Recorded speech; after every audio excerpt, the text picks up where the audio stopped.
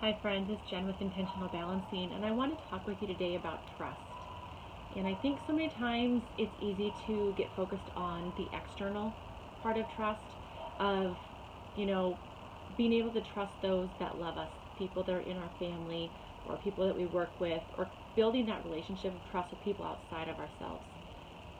But I think what has been speaking to me lately is the trust within. So trusting ourselves, trusting not only our intuition and our internal voice, but being able to trust what we say we're going to do and what we're going to uphold for ourselves. So if you say you're going to start working out and then you don't, there's a level of distrust. And every single time that we do that and we say we're going to do XYZ and we don't do it, we don't follow through, there's a level of distrust that's built within ourselves.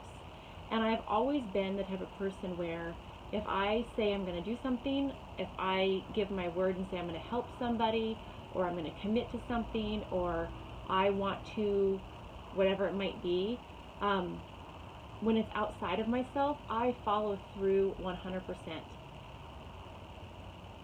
To the fault of my, absolute, I could be exhausted, I could say, I really don't have the time, or I don't have the energy for this, but I already gave my word, so I'm going to follow through.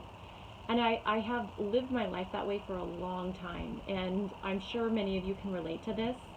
So if you do relate to this, comment below and just let me know that you relate to this as well, but I'm sure I'm not alone on this.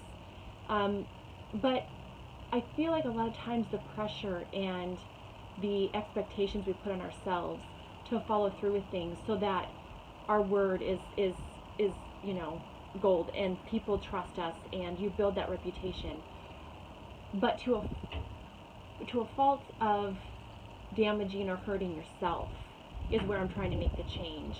So I'm really trying hard to start to listen, because this is what I ask of my clients and this is what I'm trying to walk through myself. But where in your life do you say you're going to do something for yourself, or you try and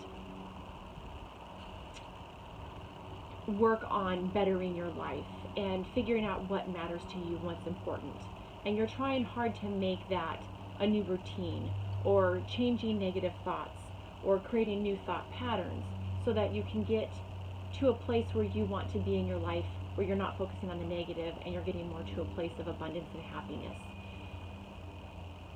How often do you put yourself first? Do you trust that your obligations, your commitments to yourself, you're going to uphold?